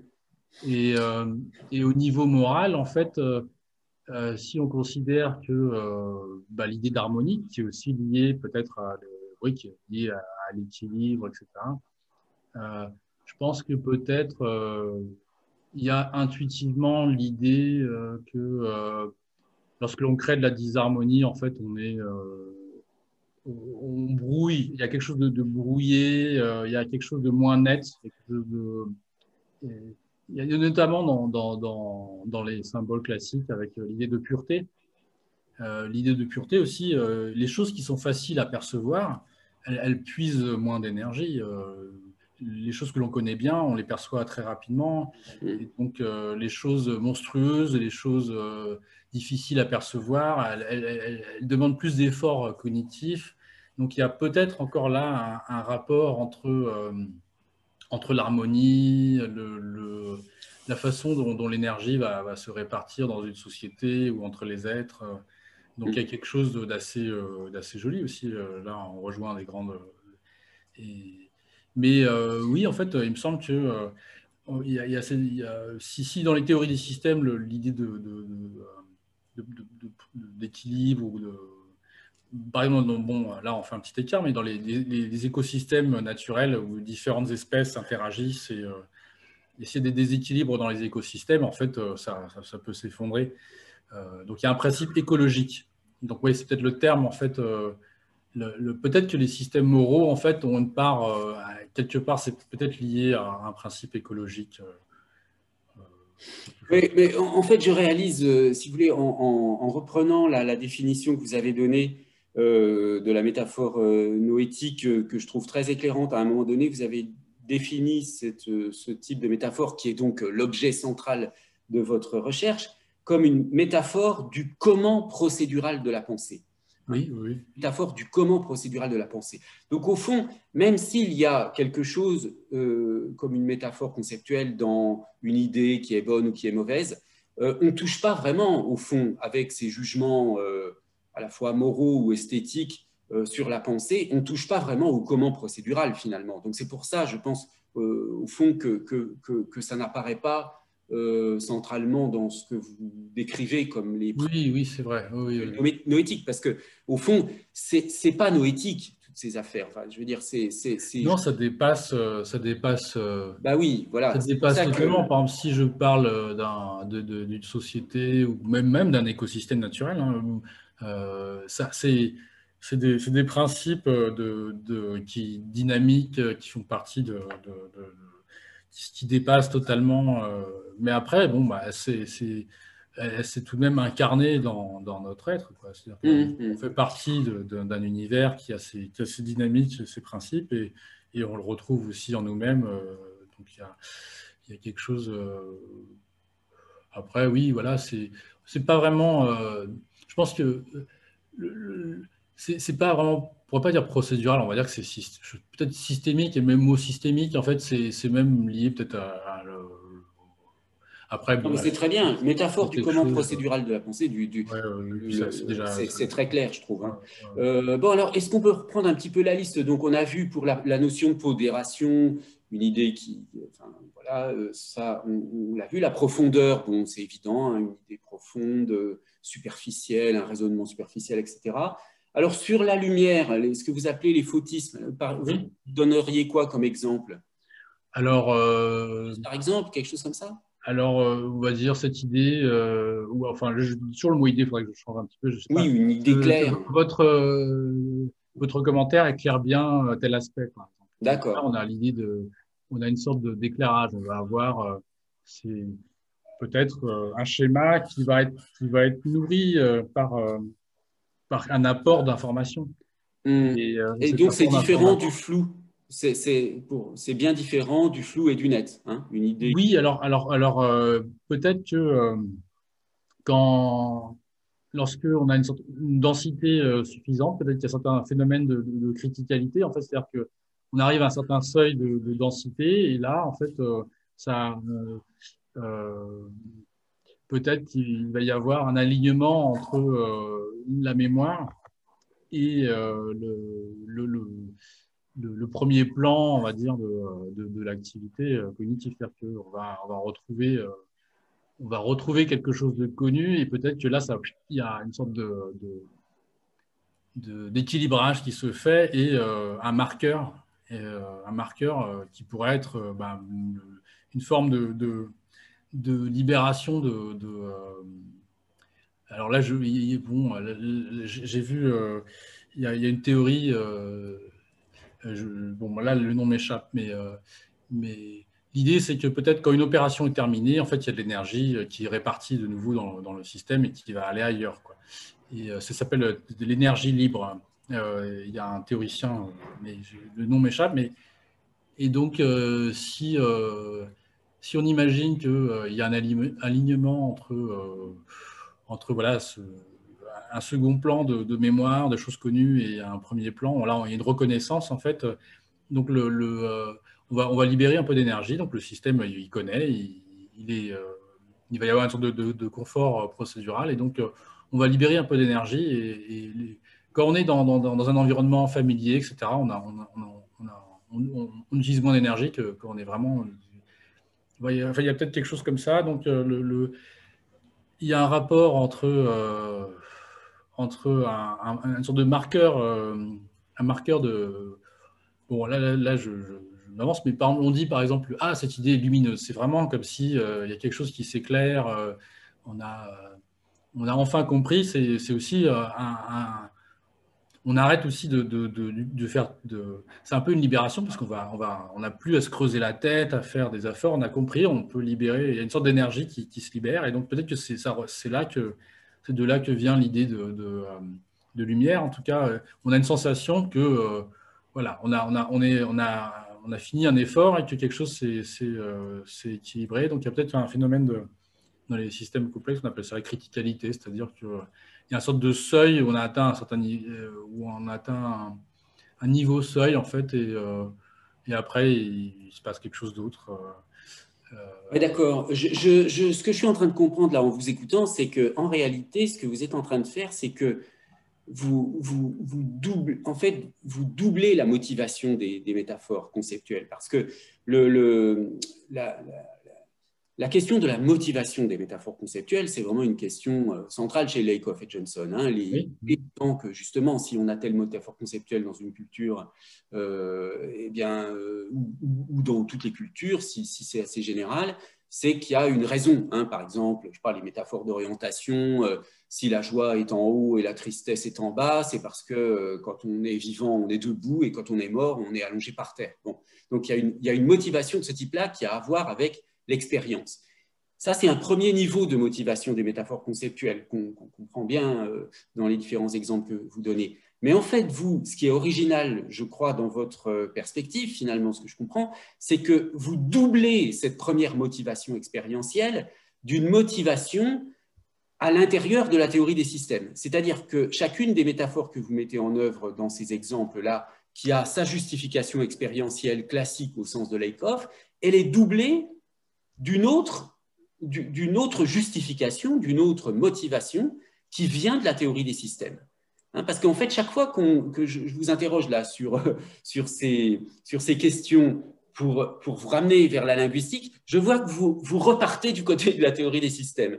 Oui, c'est vrai. Et ces trucs-là, etc. Mais c'est parce que je crois que c'est ça, c'est que en fait, vous essayez, en plus, pour donner une sorte de justification au-delà de la simple observation linguistique de ces métaphores conceptuelles, vous les justifiez en plus du point de vue de la théorie des systèmes, par exemple. Est-ce que c'est...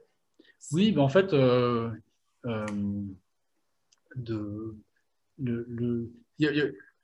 j'ai le souci aussi de faire quelque chose qui soit bien. Enfin, j'aimerais que ce soit bien fondé. C'est comment dire, l'idée de grounding, de pouvoir en fait ancrer et fonder le propos sur naturaliser aussi. Et après, donc l'idée de système, en fait, bon, une fois que je me suis dit, mais en fait, je vois que c'est vraiment central puisque on a besoin on a besoin d'une systématicité, même pour tout le système. On parle de système un peu dans tout et dans n'importe quoi. Après, il faut pas s'égarer, mais l'idée de fondement, en fait, de pouvoir en fait trouver une base justement de faire en sorte que que voilà, que peut-être que les valeurs, les valeurs aient un fondement. Un fondement. Bon, on parle de valeurs en linguistique, la Saussure qui, Oui, qui oui. parle de valeurs en fait qui s'opposent les unes aux autres. Alors effectivement, il y a des traits en fait, des, des, des, des, des traits qui permettent de distinguer, par exemple, dans bon, le potier avec les sème, où il va parler d'une chaise et les différents sèmes qui permettent de distinguer les différents aspects d'une chaise, mais avec quand même un archisémé, un classème, si je ne dis pas de bêtises, enfin, un élément par exemple pour s'asseoir, qui va regrouper les différentes catégories, enfin les différentes chaises. Et donc, euh, cette idée de potier où il y a une sorte de centralité, et après, donc, il y a des différentes articulations secondaires. En fait, en linguistique, peut-être que les désinences, tout ça, il y a quelque chose comme ça aussi, où il y a un noyau, on parle beaucoup de noyau, il y a énormément de métaphores, en fait, et donc peut-être que essayer de bien, de, de, de trouver par souci épistémologique, en fait, de voir aussi euh, finalement quelle est l'interface, quelle est l'interface systémique, sur quoi en fait la théorie, enfin bon voilà, quelque chose comme ça, sur quoi la théorie se fonde en fait. Et la première, le premier repère, les premiers, oui, les premières expériences en fait que l'on a en tant qu'être constituent probablement une base qui permet petit à petit à la pensée de s'étoffer, etc. Et donc là, on rejoint vraiment l'idée de centralité, de noyau. Et si on regarde par exemple les dessins d'enfants, il y a un peu les bonhommes patates qui petit à petit vont devenir de plus en plus précis, etc. Il y a une sorte de généralité qui se précise. Et donc, après, bon, voilà, donc Hum. il y a Étoffer une idée, là, Oui. ça, c'est typiquement une métaphore Ah oui, conceptuelle. c'est vrai, oui, oui, tout à fait, oui, oui, Et vous oui. la rattachez à quoi? À la profondeur, peut-être, non? Alors, étoffer une idée, en fait, je pense que c'est plutôt de la granularité. Ah oui, C'est-à-dire que c'est pas vrai, pas on va seulement avoir une idée vouloir. très abstraite. Si on prend quelque chose de très, on va dire par exemple quelque chose, on va dire un squelette, un schéma d'expérience, par exemple, je sais pas, on va dire. Hum. Mais par exemple, si j'ai une idée abstraite, bon, bah, j'ai besoin de la communiquer. En fait, si vraiment je veux que ce soit bien senti, bien concret, je vais utiliser je vais utiliser le plus d'éléments ajoutés, étoffés, je vais habiller en fait le, le, le, le schéma abstrait, je vais l'habiller, l'étoffer de plus d'éléments concrets possibles. Euh, donc, alors là, faudrait trouver des exemples, mais par exemple, Ouais. ce que je pourrais dire. Oui, par exemple, on peut dire cette idée, ou alors il faudrait que je change le mot idée, mais on parle parfois de coloration, on va dire. Cette idée est ou cette pensée est teintée on va utiliser des couleurs, il y a beaucoup de choses comme ça.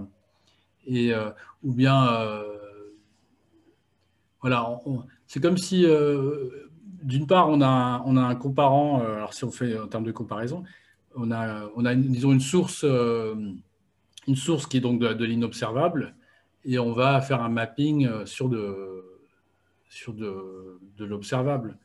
Euh, mais oui, par exemple, bon, oui, là, je vois des bandes des nuages, on va dire, tu es perdu dans tes brumes et dans tes voilà, mais si tu reviens un peu sur Terre, on peut utiliser plein d'expressions en fait pour évoquer et même vous parliez en fait des émotions. En fait, peut-être que la joie, c'est aussi lié à l'intensité et aux tensions intérieures. Par exemple, la dépression, c'est aussi une perte d'énergie. Donc, il y a aussi, c'est pas forcément. Après, être debout, c'est aussi avoir de l'énergie. Être mort, c'est de ne plus avoir d'énergie.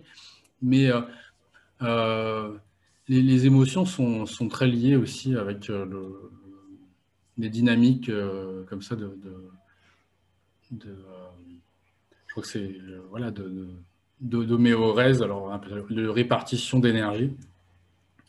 Alors, je ne sais pas je sais plus où on en était en fait. Oui, mais c'est pas grave. C'était Oui. à propos d'étoffer. Ah oui, étoffé, oui, oui. Étoffer, à quoi on le rattache? Parce qu'il y a quand même l'idée de quantité. Je regardais là sur le TLFI, il y a dans étoffer ou figurer, rendre quelque chose de plus important, donner plus de matière, de force, d'intensité. Oui. L'admiration étoffe, les parfums, ouais. Voilà, donc il y a cette idée d'augmentation de quantité. Oui, oui. D'ailleurs, c'est un terme intéressant. Je crois que le mot texte, en fait, ça vient de texture aussi. C'est lié au Oui, textile, oui. l'étoffe. Euh, Il y a, je Voilà, sais mais plus justement, dire, ma l'étoffe question, des rêves, je sais plus. Enfin, et oui, la question était si les principales métaphores conceptuelles noétiques, enfin, si les métaphores conceptuelles noétiques que vous donnez là sont vraiment centrales, à quoi on pourrait rattacher quelque chose comme étoffé? C'était ça la question au ah début. oui. Alors en fait, bon, alors là, c'est théorique et bon, mais je me dis qu'il doit y avoir peut-être une forme de ce que j'appelle les fautismes là. Ça paraît être un peu l'élément premier, c'est-à-dire que dans n'importe quel système vivant, il y a de l'énergie qui circule.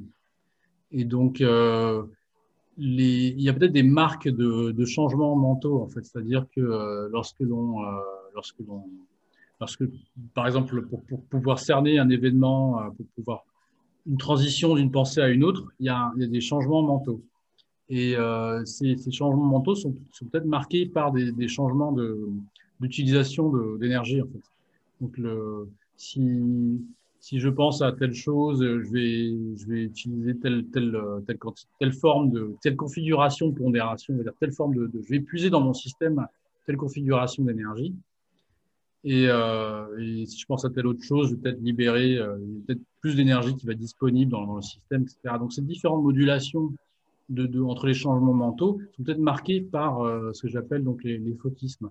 Et dans ce cas-là, on aurait une sorte de base neutre euh, euh, qui permettrait en fait d'avoir vraiment quelque chose de très abstrait et aussi de très polyvalent. Et à partir de là, ces configurations, euh, elles pourraient aussi être polyvalentes. Par exemple, si je peux dire que en synesthésie, dans la synesthésie, je peux dire que je compare un son avec quelque chose de pointu qui est plutôt de l'ordre du tactile, ça veut dire que quelque part, il doit y avoir dans le cri, par exemple, on va dire, je suis transpercé par un cri, c'est que ou un cri déchirant ou ce genre de choses, c'est que ça va vraiment avoir une configuration très intense sur le système. En fait, ça va faire un effet très intense. Et donc, cette configuration, en fait, cet effet général, donc un effet holistique du système entier, pas juste quelque chose de particulier ou une expérience particulière, en fait, pas juste un schéma particulier à telle ou telle modalité sensorielle, mais vraiment une expérience générale, on qualifie d'holistique. Donc, elle peut, grâce en synesthésie, être comparée avec différentes modalités sensorielles, etc., quoi. Donc de là, en fait, si c'est possible, s'il y a une centralité et différentes modalités sensorielles, dans ce cas-là, on peut imaginer On peut dire, par exemple, comprendre, on peut dire je percute, donc là c'est plutôt le choc. On peut dire aussi ça m'éclaire. On peut utiliser différentes modalités pour la même chose, pour une première sensation. D'accord. Alors, il y a une question de Sensuan. Oui, c'est concernant l'idée d'étoffer. Oui, J'aurais une hypothèse, c'est que oui, on peut rajouter l'intégrité du corps dans cette liste. Par exemple, on peut dire quelqu'un s'étoffe quand il a pris du poids. Donc, oui. il y a un lien avec le corps. Et aussi, on peut dire ce livre a étoffé ma pensée, mon esprit. Donc, c'est aussi à partir de la sensation corporelle. Et dans ce sens-là, je pense qu'on peut. Il a aussi une autre sensation. C'est on dit souvent quelqu'un me manque. Et il y a aussi un rapport avec l'intégrité du corps. On pensait comme c'est une partie de notre corps et quelqu'un me manque, ça pourrait décrire un état d'esprit. Ah oui, oui, mais je suis 100% d'accord. Et d'ailleurs, j'ai oublié, j'ai pas mis dans la liste là, mais on me dit par exemple les idées nous nourrissent, on est nourri d'idées. Euh, en fait, peut-être, alors là, c'est lié, justement, l'idée de conatus, en fait, l'idée d'intégrité. Mais peut-être que plus on a d'idées diverses et variées, autrefois, peut-être nos ancêtres, s'ils avaient une diversité de choix, ils pouvaient aussi mieux se protéger et mieux, comment dire, voilà, c'est la possibilité de pouvoir anticiper, de pouvoir faire de pouvoir en fait projeter des hypothèses, etc. C'est aussi un principe adaptatif. Et donc apprendre différentes choses, en fait, c'est un peu comme se nourrir. C'est-à-dire qu'aussi bien la nourriture Oui. va nous, va nous permettre de survivre et d'être bien, aussi les idées vont nous permettre de nous adapter plus facilement si on a une diversité d'idées. C'est comme si on a plus d'outils, en fait. C'est des outils, en fait, des idées. Et Oui. oui, je suis 100% d'accord. Et après, ouais, l'idée de manque aussi. Alors là, il y a tout le côté affectif. Euh, Là aussi, bon, c'est tellement de choses, mais c'est vrai que. Alors, le côté affectif, oui, alors là, c'est aussi lié, je pense, à l'harmonie générale. Bon, c'est toujours, je suis toujours un peu côté systémique, tout ça, mais Et aussi l'idée de subordination, peut-être. On peut contrôler les mains, les pieds, et c'est comme il y a un sens de contrôle oui, oui, et oui, de oui. subordination. Oui, oui. Et d'ailleurs, en fait, les théories des systèmes, elles sont basées sur la cybernétique, qui en fait a mis l'idée de contrôle. La cybernétique, en fait, je crois que c'est les années 50. Il y a plein de scientifiques dans différentes disciplines. Ils se sont réunis et ils voulaient faire quelque chose d'interdisciplinaire. Ils se sont rendus compte, en fait, que justement, le principe de stabilité d'équipe dont je vous parle, euh, ils se rendent compte, par exemple, que les systèmes s'auto-organisaient pour pouvoir gérer et contrôler leur environnement et leur être. Oui, c'est ça. Et, Et aussi concernant le jugement de bon et mauvais que oui, Monsieur Maudret a mentionné, je pense que on peut aussi faire référence à l'expérience corporelle, c'est-à-dire le goût. Quand on prend quelque chose très bon, on oui, dit oui, cette pomme est très bonne et ou bien cette pomme a un goût mauvais. Et c'est euh, la bonne cuisine nous rapporte la joie, le plaisir du corps. Oui. Et à partir de cela, on juge les autres choses euh, qui nous réconfortent ou bien qui nous déguisent. J'oublie le mot. Et je pense aussi il existe un lien entre euh, cette liste que vous proposez et l'expérience corporelle. Ah oui, oui, oui, oui, oui, bah oui, c'est une expérience générale. Après, euh, je pense qu'il y a dans l'impression que j'ai en étudiant ces métaphores, c'est que il y a une expérience générale, en fait, une expérience plus générale qui va bah, justement s'incarner dans des expériences plus prototypiques. Oui, c'est Par ça. exemple, Euh, si je me sens mal pour une raison ou pour une autre, je vais pouvoir dire, par exemple, ah, je suis dégoûté, par exemple. Dégoûté, c'est de l'ordre du goût, justement, du gustatif. Mais l'expérience première, c'est l'expérience générale de mon être qui ne se sent pas bien, etc. Donc, en fait, est-ce qu'on peut vraiment localiser, est-ce qu'on peut dire ça vient de là? Euh, je pense que même l'expérience de bien, quand on mange quelque chose de bon, etc., c'est une expérience aussi générale. Bien sûr, elle vient du gustatif, etc., mais il y a aussi quand même une part de général. Donc, en fait, euh, oui, il me semble que votre idée souligne le statut primaire de l'expérience corporelle. C'est pourquoi je propose cette hypothèse. ah oui, oui, oui, c'est dans la théorie de ce qui s'appelle l'embodiment. L'incorporation. Oui. En fait, oui, de toute façon, oui, il faut bien un substrat pour penser et il est assez logique, en fait. Voilà, on n'est pas des plantes, en fait. Les plantes, elles sont juste là, elles ont la lumière du soleil. Nous, on doit se déplacer, on doit faire plein de choses pour vivre. On doit transformer aussi un peu notre environnement pour vivre, etc. Donc, la pensée, avec la mémoire, justement, la mémoire, tout ça, ça nous permet d'anticiper, de projeter, d'imaginer. Donc, voilà, c'est dans le cerveau, mais pas seulement dans le cerveau, c'est vraiment dans l'expérience qui est de l'expérience du corps. C'est Oui. une pensée incarnée. Après, voilà, je pense que Ok, mais ouais. merci pour cette question. C'est vrai que cette dimension corporelle est importante. Alors, je disais tout à l'heure, en consultant la liste de métaphores conceptuelles, et on a donné un peu des exemples pour chaque, sauf pour la dernière, cerner, donc cerner une idée, ça on comprend bien.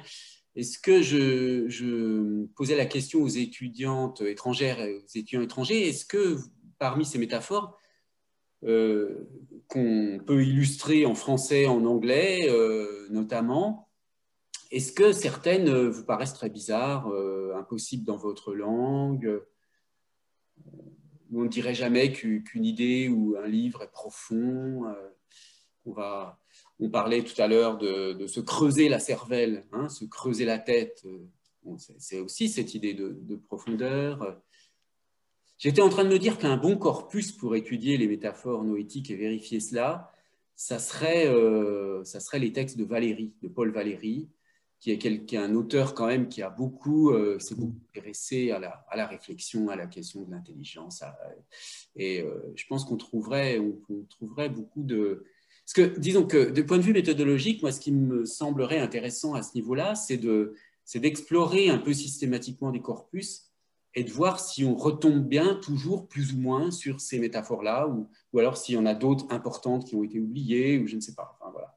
Une chose Oui, bah, en fait, pour stabiliser un petit peu cette liste, quoi. oui. En fait, justement, bah, c'est vrai que bon, Rimbaud, tout ça, c'est des poèmes, alors que Valéry, il a fait beaucoup de choses en prose. Et je me souviens Oui, je notamment d'un pensais à la texte. prose de Valéry, hein, bien sûr. Je ne pensais Oui, pas à ses poèmes du tout. Je pensais à et notamment, variété. Je sais plus, il parle de la marche et de la danse. En fait, il avait fait une conférence en anglais, d'ailleurs, je crois que c'était à Oxford. Et il parlait des rythmes de la pensée. Il parlait du marcheur, en fait, qui pense et selon le rythme de sa pensée, il va s'arrêter ou il va avancer plus vite. Et je trouvais ça aussi très intéressant. Et effectivement, il y a beaucoup, beaucoup de choses sur l'expérience. C'est justement un poète. Donc, et par contre, oui, il a théorisé en prose. Et c'est là aussi que l'on trouve des choses. Oui, c'est sûr. Oui. Non, mais voilà, je le prenais comme exemple, non pas pour ce qu'il dit explicitement, mais pour analyser les métaphores conceptuelles qu'il utilise lorsqu'il parle de la réflexion, de la pensée, de telle Oui. idée, etc., etc.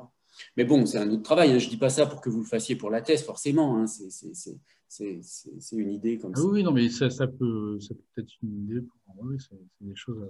Non, parce que ensuite, si vous voulez, on peut aussi imaginer que pour chaque, je ne sais pas si on peut concevoir des travaux un petit peu automatisés sur corpus, sur des questions comme ça, parce que ça supposerait que pour chaque métaphore conceptuelle, on ait une sorte de liste d'expressions ou d'emploi de certains verbes, etc. Enfin, disons d'actualisation linguistique de la métaphore conceptuelle et qu'on les recherche automatiquement ensuite dans les textes, etc. Donc, c'est peut-être compliqué. Hein. Oui, ben justement, ouais, les questions d'étiquetage et de recherche automatique sont quand même compliquées. Ouais. Alors, est-ce qu'il y a d'autres questions? Ah si, un point aussi que j'avais noté, j'ai oublié de vous dire. Est-ce que vous avez utilisé, je ne sais plus si on en a parlé, et j'y pense parce que je vais faire cours là-dessus demain dans le cours de linguistique cognitive, la thèse de Joseph Grady. Alors, je l'ai un peu parcouru, mais j'ai trouvé ouais, voilà, aussi vous l'avez parcouru, d'accord. Non, mais très bien. J'ai trouvé aussi assez récemment, en fait, c'est bizarre parce que pourtant je travaille quand même depuis longtemps dessus. C'est un étudiant, alors je crois que c'est à Harvard ou quelque chose comme ça. Et donc, il a écrit en fait un document sur les métaphores. Alors, il n'appelle pas ça métaphore conceptuelle noétique, lui, il parle de métaphores épistémiques. Mmh. Et donc, c'est un article, en fait. Et, et après, bon, je l'ai pas encore étudié à fond, mais c'est un article qui date, qui date d'il y a longtemps. Et après Grady, j'ai un peu, en fait, au début, je l'avais vu et je l'ai mis là, il est dans mes documents. Il faut que j'y retourne, en fait, parce que, effectivement, il parle des métaphores premières, tout ça. Voilà, les Et je me métaphores suis un primaires. petit peu, oui, j'étais tellement enthousiasmé par les théories systémiques parce qu'il me semblait avoir des parallèles et tout ça. Donc, Non, mais c'est très bien hein, d'avoir. C'est vraiment l'originalité de votre approche hein, d'utiliser ça.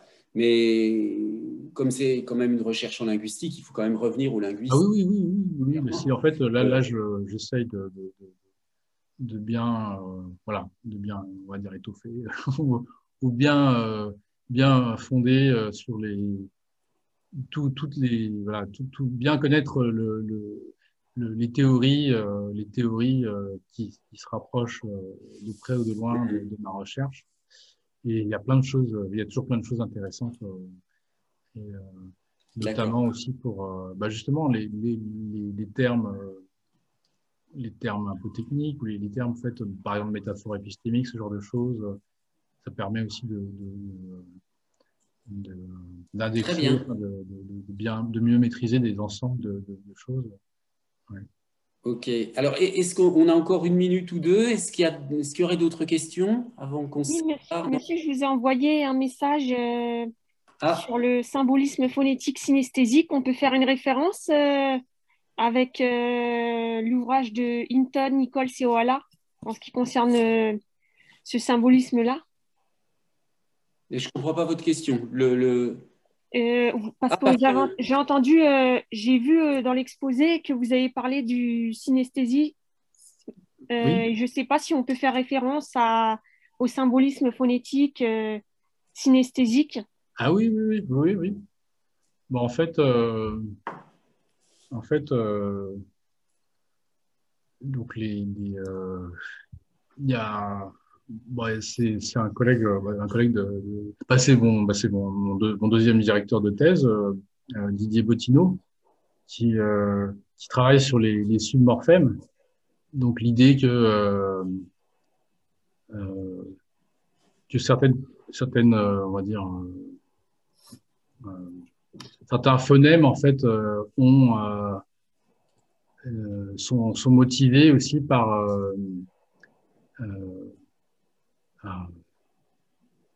bon,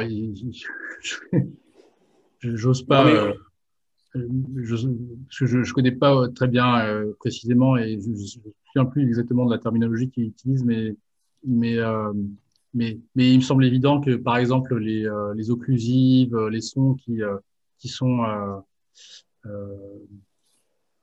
voilà il y a des sons qui sont doux, il y a des sons qui sont un peu comme l'image qu'on a vue tout à l'heure avec Titi et Booba. En fait, peut-être que lorsqu'il y a lorsque l'esprit